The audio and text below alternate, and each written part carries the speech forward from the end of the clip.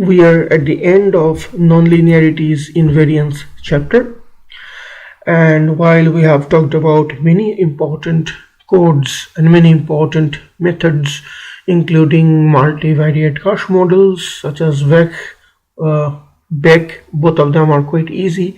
Then the more difficult models, which were DCC and DECO, and because of the difficulty in the codes, there were replacements that we were looking for. And so today, in the very final video on this chapter, we want to talk about S-GARCH model or structural GARCH models. Now, structural GARCH models are also multivariate GARCH models. However, you will find this is very similar to the variance decomposition exercise we did in chapter 13 and most importantly in chapter 14, where we talked about structural VAR models. So basically, in this particular problem, we are gonna check for time varying volatility in structural VAR models. We were talking about this slightly in the last video. We will talk about this in this dedicated video for the particular structural GARCH model specifically in this video. So SVAR model is when a short-run restriction with short-run restriction to estimate a model for 3-month UK LIBOR rate is going to be used. So we're going to do a SVAR model, use a structural VAR model with short-run restrictions to estimate a model for 3-month UK LIBOR rate. The data are for the period of 4 years. An important feature is the model is an allowance. It allows for structural shocks to have time-varying conditional volatilities, thereby providing an alternative model for method for modeling multivariate GARCH models. So previously, when we were talking about structural GARCH, structural VAR models, they were not allowing for time-varying conditional volatilities, but this time more leptokurtosis will be captured, or the volatilities will be captured. More specifically, when we are talking about structural GARCH models, a contemporaneous effect of volatility will be checked here. So if Y contains 6 variables, the VIX index, which is a measure of volatility that is constructed from European put and call option prices, such that at any given time it reflects the risk neutral expectation. So basically, first variable is a VIX index.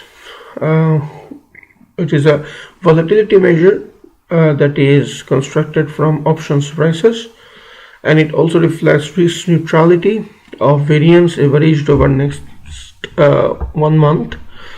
So average variance of 1 month is taken. On of US 5-year spread is the measure of liquidity. Then the GBP and USP swap rate or exchange rate, the repurchase agreement spread, which is a measure of credit spread, a measure of the default risk for UK and 3-month UK LIBOR rate spread. So for credits, we are checking for repo spreads, and default risk for UK is there is another measure for default risk for UK and 3-month UK LIBOR rates. So a dynamic structural model is something we are familiar with, better not, but annuity minus 1, and we know that the conditional variance looks like this. This is the conditional variance equation or the GARCH equation. We know the residual mean is 0 and the residual variance is located diagonally, and this element is 0 when t not equals s. Now the matrix of structural parameter with beta coefficient have unity. So basically, when we are talking about beta naught, the initial beta coefficient parameter, coefficient matrix, where the coefficients are located for the dynamic model, have ones because it's constant.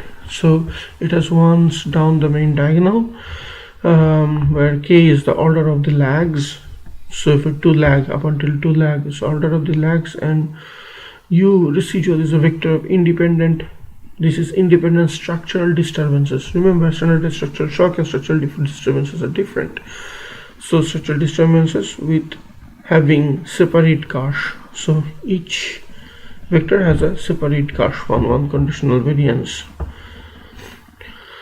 So and the conditional variances are given by the diagonal elements of D.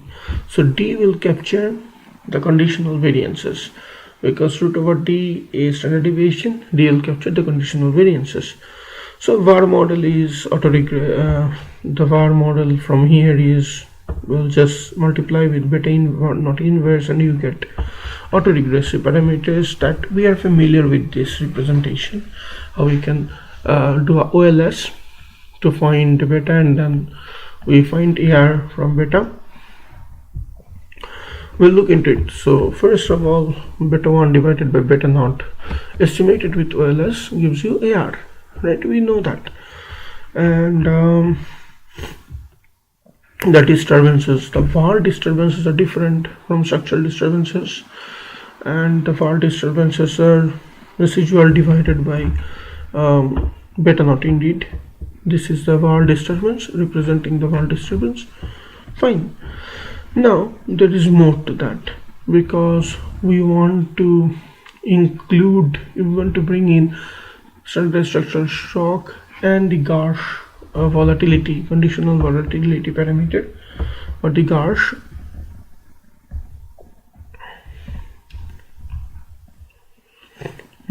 Conditional variances, we bring it with S matrix, and S matrix is root over D divided by beta naught, right?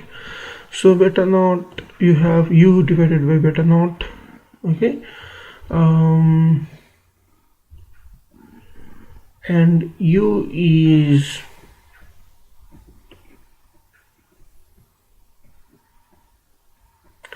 U divided by beta naught, and U is root over U is V beta naught inverse, right?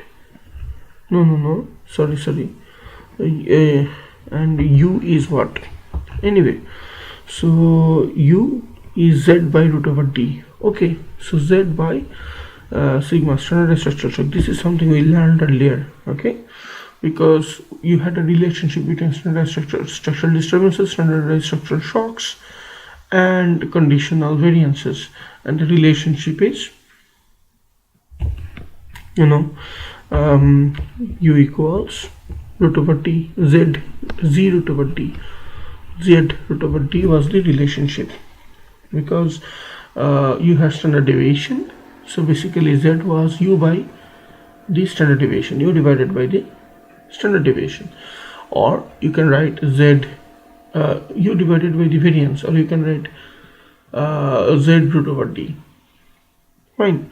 So from structural disturbances is related to standard structural shock with beta naught inverse as it is remains, then root over dz, z root over d, or we can write root over d by beta naught as s, so sz.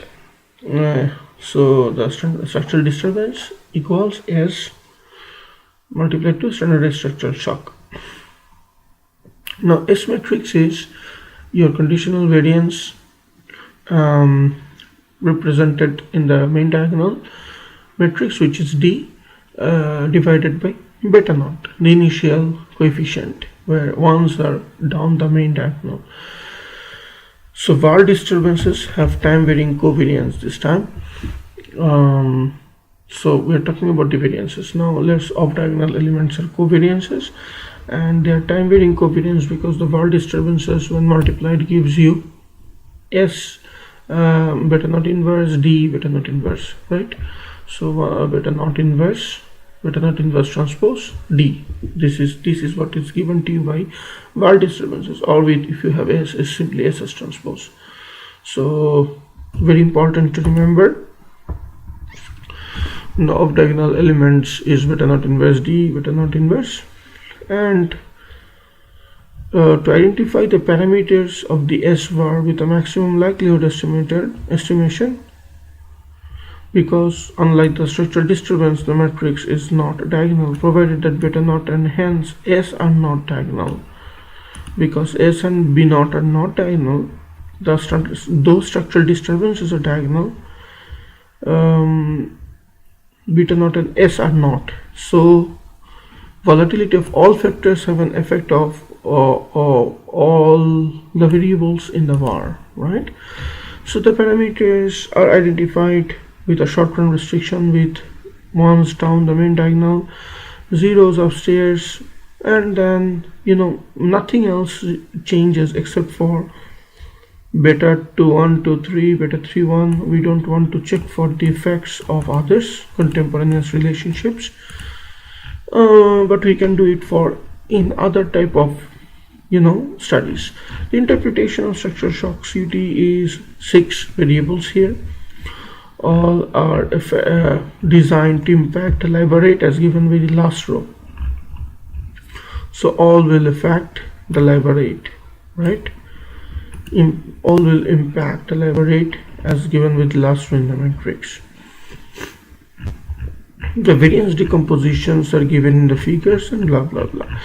So we see that global risk factor, idiosyncratic factor, broad liquidity factor. Global risk factor increases with as lags increase. And this decomposition is to compute orthogonalized impulse response, which is time varying through conditional variance matrix D. The results of one period variance decomposition. Key factors is broader liquidity factor. Over the next 5 periods and 20 periods, global risk factor progressively increases. So when we are talking about increasing the lags, we see global risk factor increases significantly. 1 period, 5 period, and 20 period shocks. So let's keep it as it is for now, and then moving back to the code. So now this time the code will be awesome, and we have gone through the problem, and there is nothing extra that we can collect from the math itself. So let's have a look into the code, and I urge that we concentrate on the code. Remember, we have maximum likelihood function that we want to optimize here to find the parameters, and the number of parameters are found with restriction, though there will be quite a many. So let's see. First we are gonna do a wrapper function, because log likelihood function is minus mean of the parameters beta, all the parameters in B and V. V is the big V, right? Conditional variance. So let's start. Besides our parameters, we have a delta from the GARCH equation, and the GARCH equation coefficients will be delta. Alpha is the arch, and beta is the, so delta alpha is the arch parameter, beta is the GARCH parameter.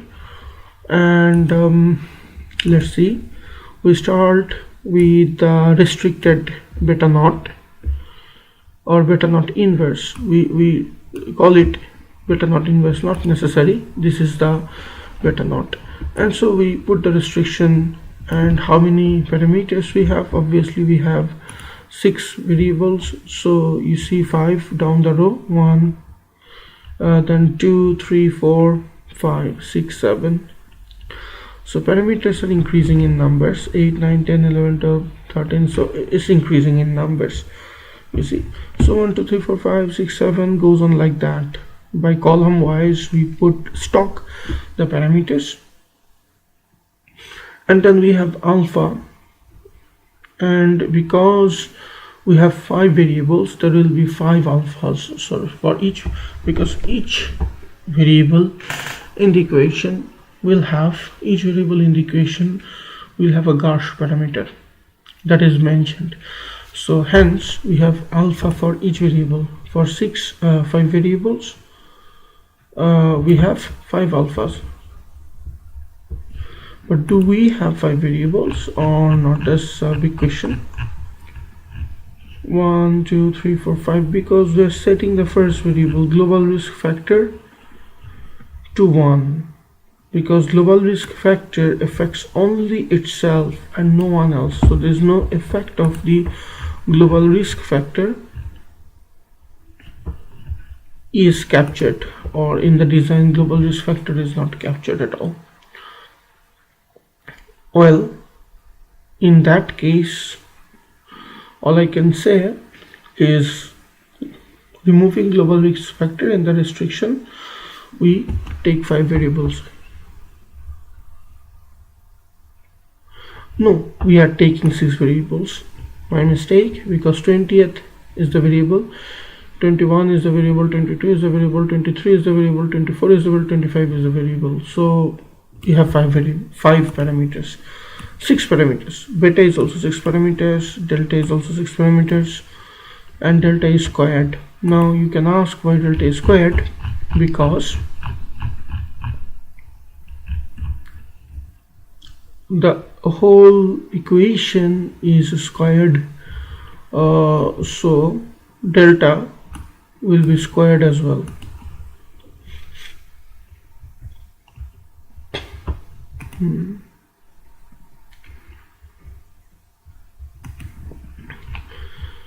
So, and then structural disturbance. Structural disturbance U is simply U is V transpose. U is structural disturbance equals U structural disturbance U equals. So how do you find U? We find V first. So V is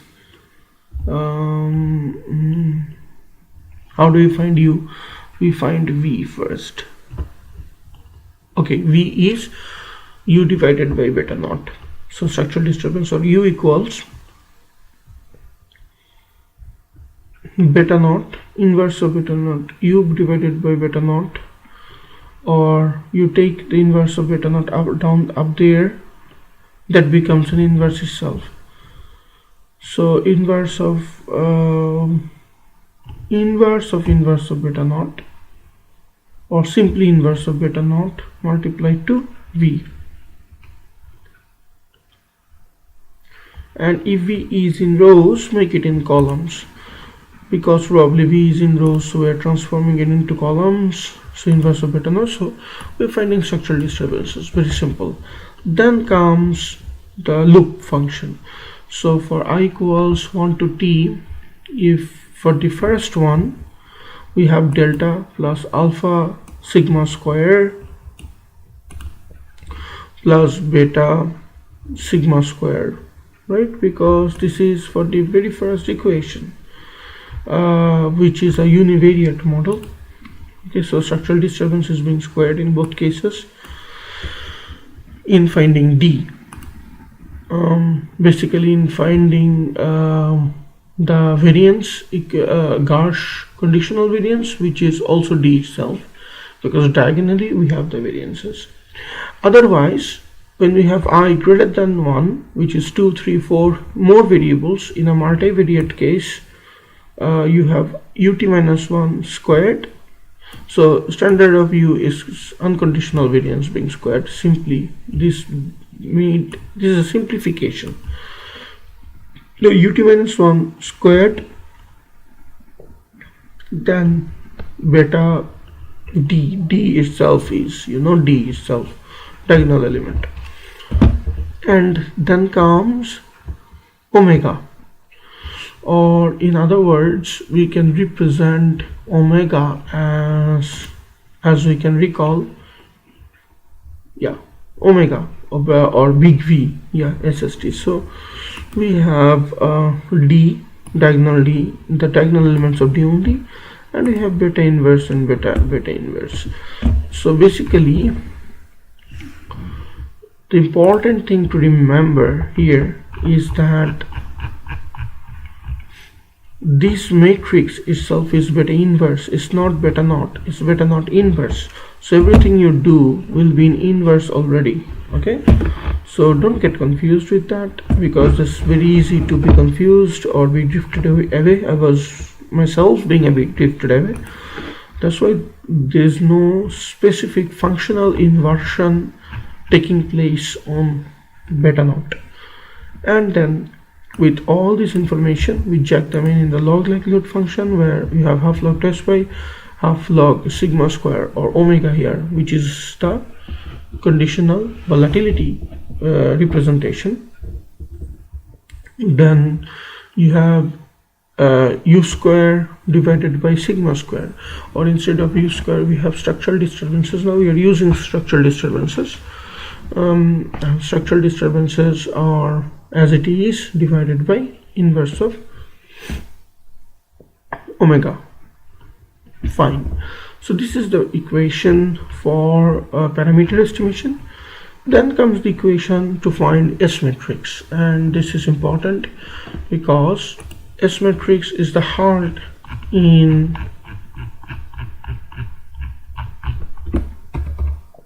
finding d by beta naught, basically in finding VAR disturbances. Yeah, the VAR disturbances have time varying covariances. So S will give us a lot of answer. S matrix will give us a lot of answer, because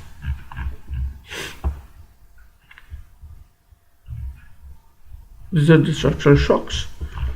So S matrix will give us a lot of answer. Let's see what answers S matrix have for us. This is the difference part as well from earlier estimation in chapter 14 and 15, because this time we are making S matrix take in consideration conditional variances or volatility. So let's see. Our delta alpha beta is as defined as it before. Then we have S as zeros as before. T rows n squared, well, T rows and n squared columns are n squared. Well, that's T rows n columns size of V, which is structural disturbance vector. Yeah, structural disturbance.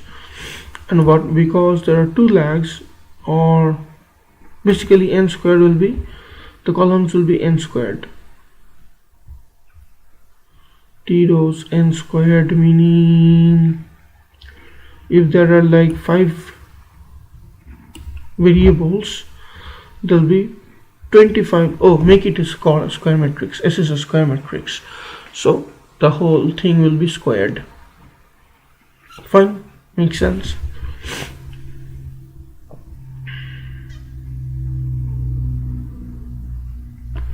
Okay, or it will capture the lag effects. I understand. So the restriction is as they are under structural shock. Everything else is as it is. However, there is this bit of change. This time we know diagonal beta naught inverse multiplied to root over d, or diagonal element of root over d. Beta naught inverse root over d is S, and we're gonna use S. So S itself is for all variables in I rows and in all columns, all variables in I rows. For all the variables in all columns, we take this estimation, which is S, we put them in a column, we stock them in a column, and then we convert it, transpose it. When we transpose, we have a row representation of all the elements in S. So I rows is okay, so this representation will be in row column. So in rows you have the variable values, in columns you have the variables only. So for I rows, I variables, and all columns. That makes sense because of this. This one makes sense too, because structural variances are coming in information being stored in rows, whereas variables are stored in columns. So we are converting it, otherwise the dimensions will not match. Yeah, because here parameters are represented in columns in beta inverse. However, here we have variables represented in information represented in columns, rows, whereas variables represented in columns. So structural disturbance is being transposed. So now you have all the S matrix elements split into variables and columns, because when they were stored, first by each parameter information was stored, and then there is another command that we can use, which is reshaping command, where we reshape any variable to Y, R, and C. It gives a specific so there is a specific input Y that is reshaped to rows and columns. Okay, number of rows and number of columns. That's all. To our wish, to our will. So these were the functions. They were quite easy. Then we bring in the information, the data, where in Y we represent volatility, liquidity, swap. All of them are presented in rows. So first row is volatility, second row is liquidity. So all information is stored in rows. Third row is swap, repo, default, LIBOR. Good job. They're all in rows. And then there's a dummy variable, which is zeros, which has the same size of Y ones, and in dummy variables, or which is the same size, which is the highest of Y's and 1, and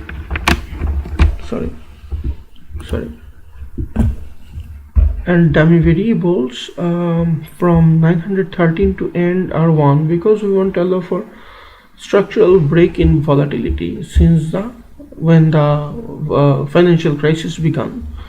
Okay, so we have 2 lags and 21 VMA lags, and again after the structural global financial shock began, everything else was 0, but the shock was captured in ones. Fine.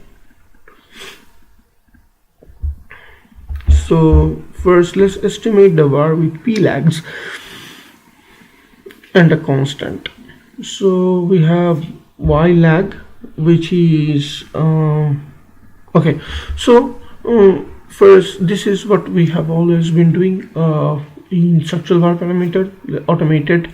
So simply lags are located, you create ones, and for number of constants, size of Y lag 2 is columns. So how many variables are that, many columns are there.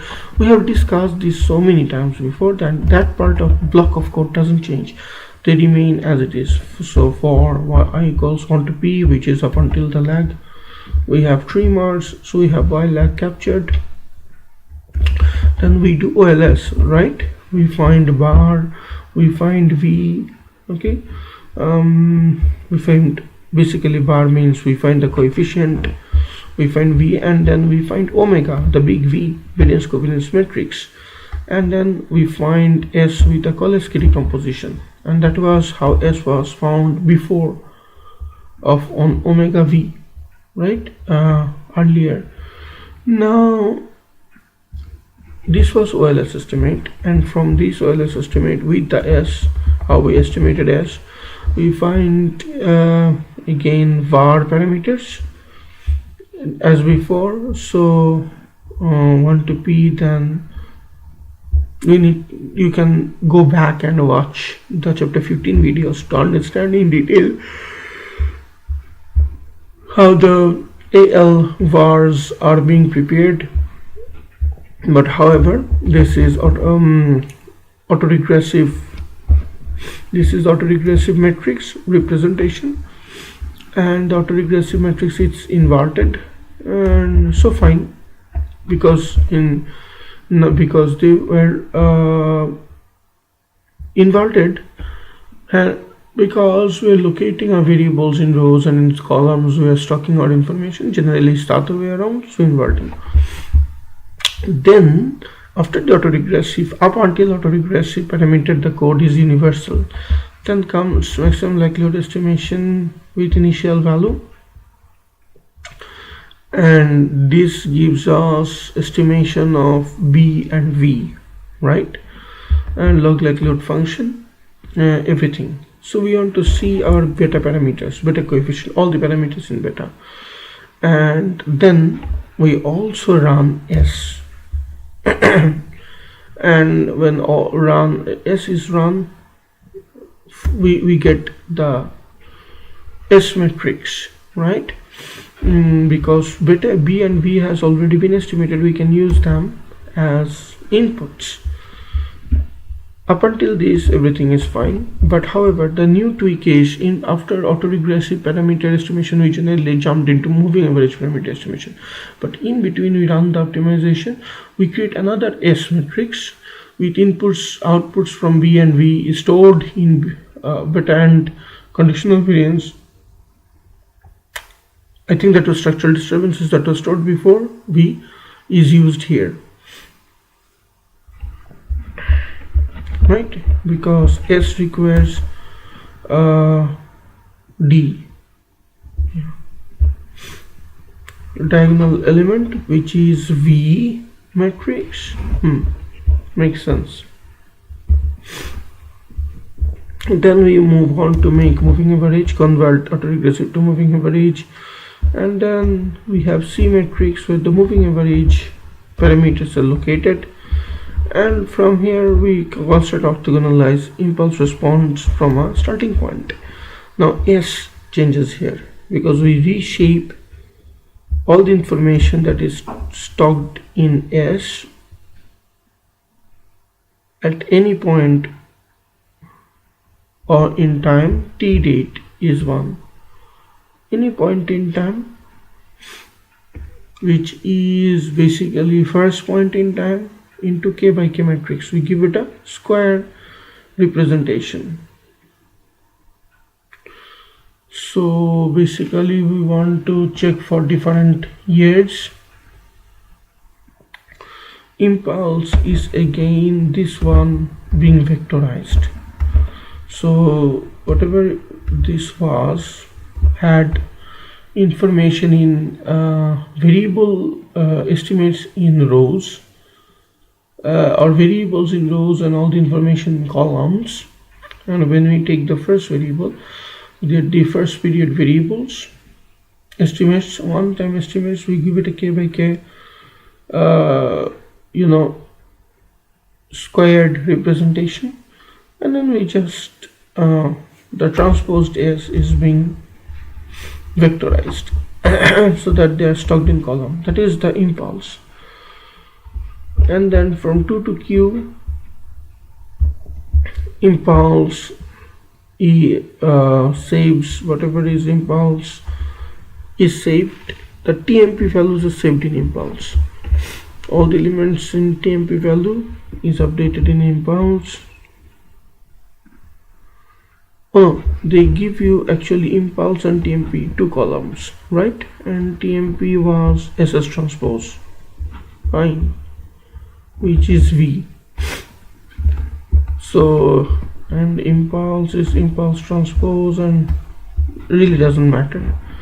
So then consider variance decompositions, and this is the variance decomposition, TMP1, TMP2, and we use it to find variance decomposition.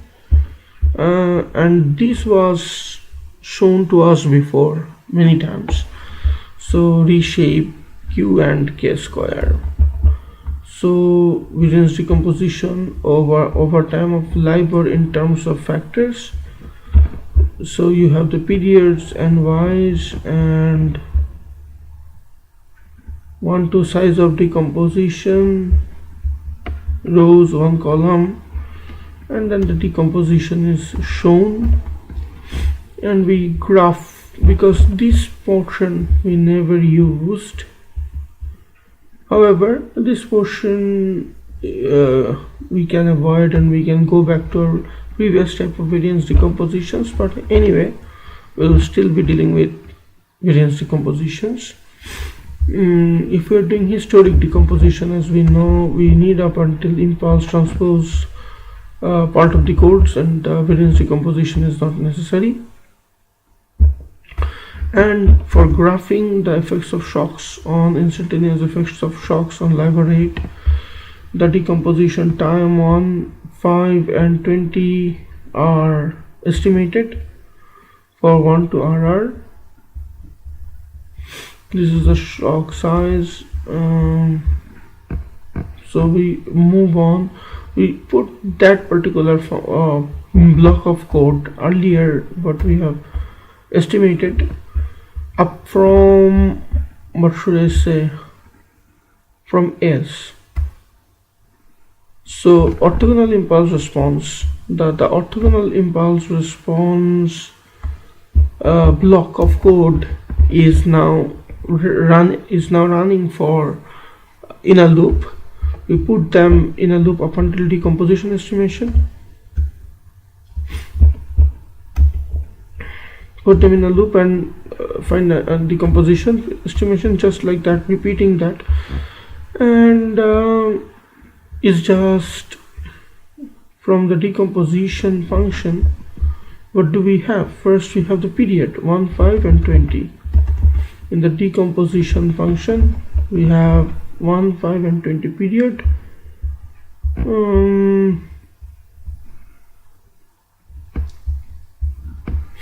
K to k minus k minus 1 to k by k. This was the period, right? 1 to 7.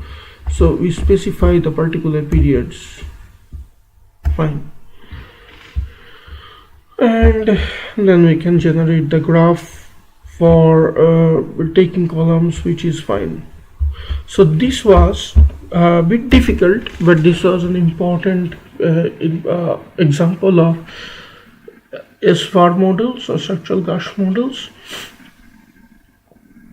And I think you have enjoyed your try and practice.